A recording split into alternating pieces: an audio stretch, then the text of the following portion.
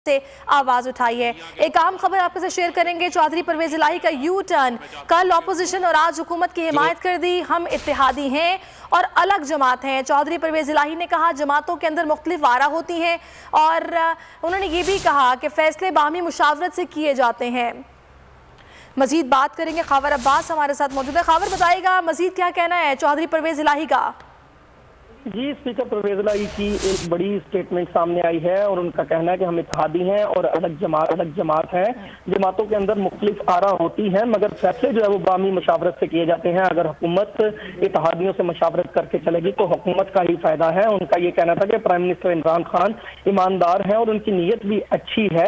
हमने ना तो हुकूमत छोड़ी है ना ही अपोजिशन ज्वाइन की है, मगर इसके साथ ही साथ उनका ये भी कहना था कि हम पहले दिन से जो दुरुस्त मशवरा है वो हुकूमत को दे रहे हैं, ये आज की बात नहीं है और अगर हुकूमत अपने इत्तेहादियों से बाहमी मशावरत करके चलेगी तो फायदा पहुंचेगा।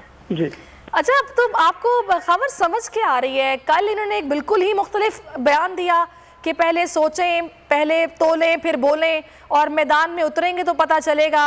अक्लमंदी से काम नहीं लिया जा रहा और आज बिल्कुल ही वो अलग से बयान दे रहे हैं कि भी इमरान खान ईमानदार हैं और उनकी हिमायत की भी बात की जा रही है। क्या कोई इन्हें हल्का फुल्का इशारा मिला है? कुछ अंदर की खबर बताएं। देखिए, अब काफ लीग या इनके रहनुमा या चौधरी परवेज इलाही या चौधरी शहजाद साहब के जब बयान पहले दिन से देखते हैं तो इनके पहले दिन से इनके तीर का निशाना जो है वो वज़ीर आला पंजाब थे और जो हुकूमती वज़रा या मशीरान हैं उनके हवाले से हमेशा तनकीद का निशाना बनाया जाता था और उसके साथ ही ये बयान भी सामने आते थे कि वज़ीर आज़म इमरान खान की हद तक तो बात ठीक है और गुज़श्ता रोज़ भी जो है चौधरी परवेज इलाही साहब की जानिब से जो बयान सामने आए उसमें भी वज़ीर आला पंजाब के हवाले से गुफ्तगू आपको सुनाई देती है कि वो वज़ीर आला पंजाब की जगह पर जो है उनका कहना था कि अगर अपोजिशन हमें कह रही है तो हम नहीं कर रही, तो सारी सूरत हाल में यही नजर आता है कि जो चौधरी बरादरान है वो इस हद तक तो हुकूमत के साथ चलना चाहते हैं कि इमरान खान जो है ऊपर वजीर आजम हो और नीचे वजीर आला पंजाब जो है वो चौधरी परवेज इलाही हो। अभी तक की जो ताल डोल है उससे यही दिखाई देता है, मगर वजीर आजम इमरान खान किसी तौर जो है उस्मान बुज़दार को हटाना नहीं चाहते, जिसकी वजह से ये सारी सूरत हाल पैदा हो रही है और इसी वजह से जो तहरीक इंसाफ की जमात है उसके अंदर भी अंदरूनी इख्लाफात आपको दिखाई दे रहे हैं। तरीन ग्रुप हो या अलीम खान ग्रुप हो, उनका भी एक ही मुतालबा है। जब उनकी जानिब से भी बयान आते हैं तो वो यही कहते हैं कि हम इमरान खान के साथ खड़े हैं मगर पंजाब में तब्दीली बहुत जरूरी है, जबकि वजीर आजम का कहना है कि पंजाब में बेहतरीन काम कर रहे हैं, उन्हें दिखावा करना नहीं आता, इसलिए लेकिन खबर मैं जो आपसे जानना चाह रही हूँ, कल अगर हम चौधरी साहब के बयान की बात करें तो उनकी जानिब से कहा गया था कहाँ इमरान खान आए और हमसे आके मिलें या मनाएं, तो क्या कोई इन्हें इस हवाले से कोई राब्ता इनसे हुआ है? जो यू टर्न लिया गया आपको क्या समझ आ रही है? देखिए, ज़राए का तो यही दावा है कि वज़ीर आज़म इमरान खान जो है वो खुद चौधरी बरादरान से मुलाकात का इरादा रखते हैं और उन्हें खुद जो है उनके साथ मुलाकात करना चाहते हैं। उससे कबल जो इस तरह का बयान इसी बात की गमाजी करता है कि कोई ऐसी डील बनाई जाए, कोई ऐसा नर्म रवैया अख्तियार किया जाए कि जिसकी वजह से चौधरी बरादरान हुकूमत के साथ भी रहे और जो 3.5 साल से साथ चल रहा था वो भी चलता रहे और अपने सियासी मकासद भी हासिल किए जा सकें।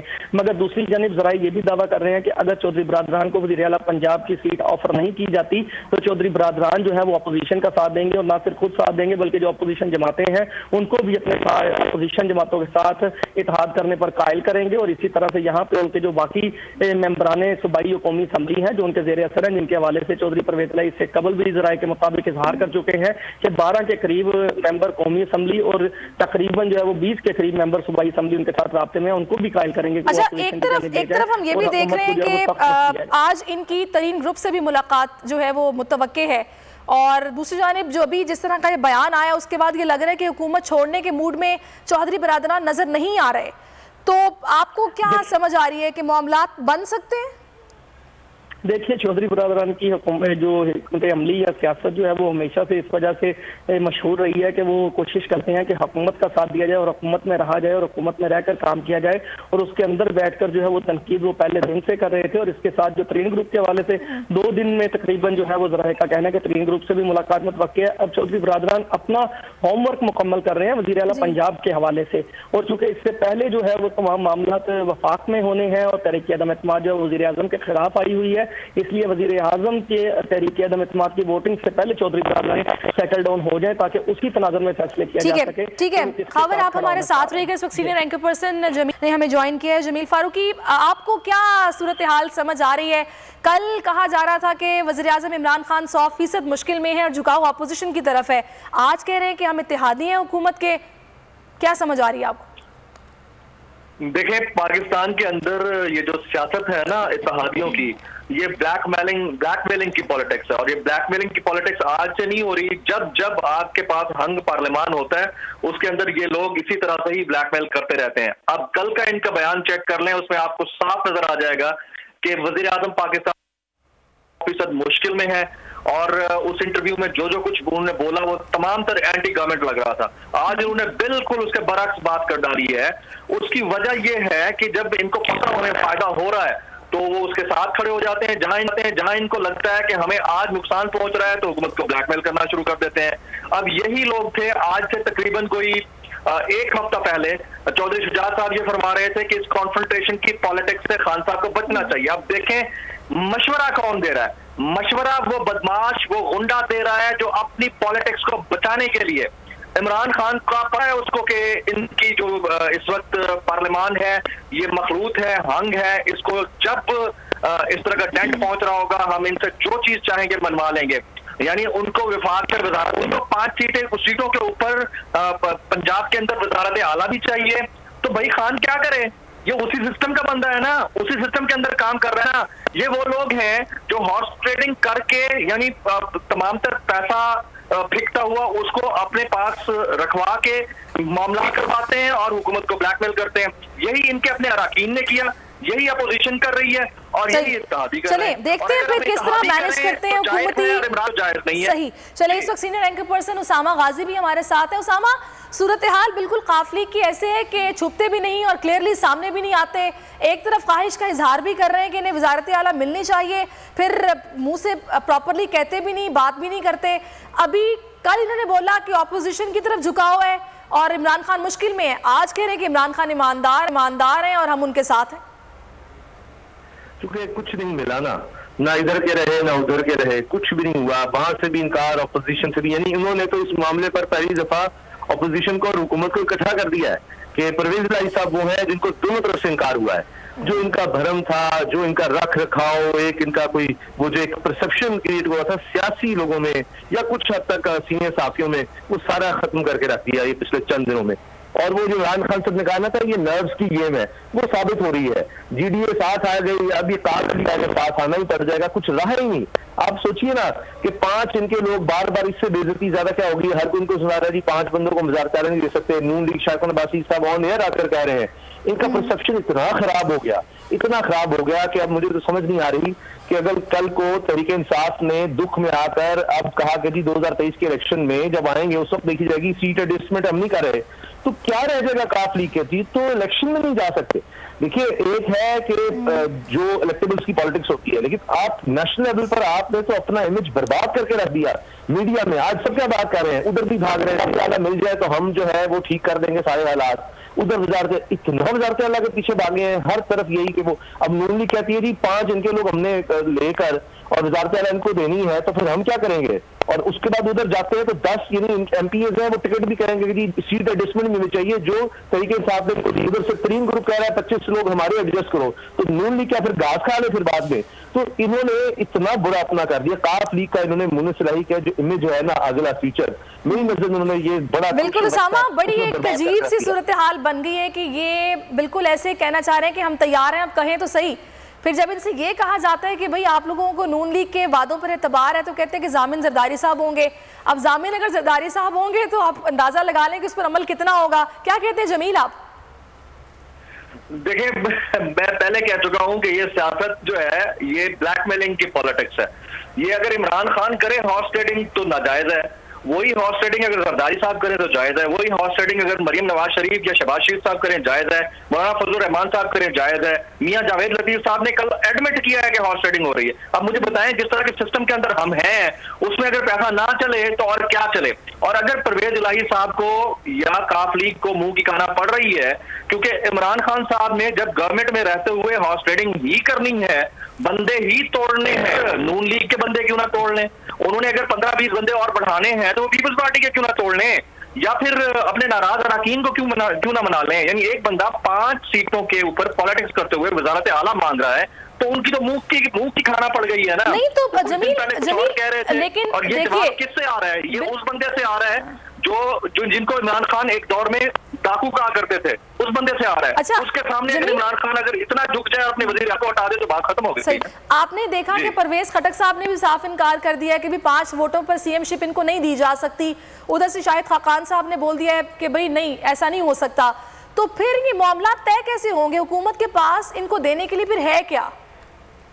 मेरे ख्याल में हुकूमत ने ये डिसाइड कर लिया है कि इनको बतौर इत्तेहादी तो चेक में रखना है, लेकिन शायद फेवर्स इनसे ना ली जा सके। यही वजह थी, शेख हसीब साहब ने कुछ दिन पहले कहा था कि काफ लीग हमारे साथ हो ना हो, MQM हमारे साथ है, और MQM आने वाले 1-2 दिन के अंदर अपना जो एक्चुअल डिसीजन है वो दे देगी। अभी चीजें आपको ऊपर नीचे होती हुई नजर आ रही होंगी, लेकिन MQM इनके साथ जरूर होगी। अब इन्होंने करना क्या है? इन्होंने उनके बंदे तोड़ने हैं। तुरब का पत्ता आपको 23 से 25 के दरमियान खान साहब की अंडरस्टैंडिंग है, मेरी उनके पास जो तमाम तर सोर्सेज है वो अपने तमाम तर पत्ते उस वक्त शो कर चुके होंगे। हो सकता है कि 15-20 लोग अपोजिशन के टूट चुके हों, जिस तरह अपोजिशन दावा कर रही है। और जिस तरह की सियासत पाकिस्तान के अंदर है, हॉर्स ट्रेडिंग की सियासत, ये कल भी जायज थी, आज भी जायज है, क्योंकि सिस्टम ऐसा है। चलिए, फवाद चौधरी ने कहा तो है कि इलेक्शन कमीशन इसका नोटिस ले। सही। अच्छा उसामा, आपको क्या समझ आ रही है, क्या उस्मान बुज़दार जा रहे हैं?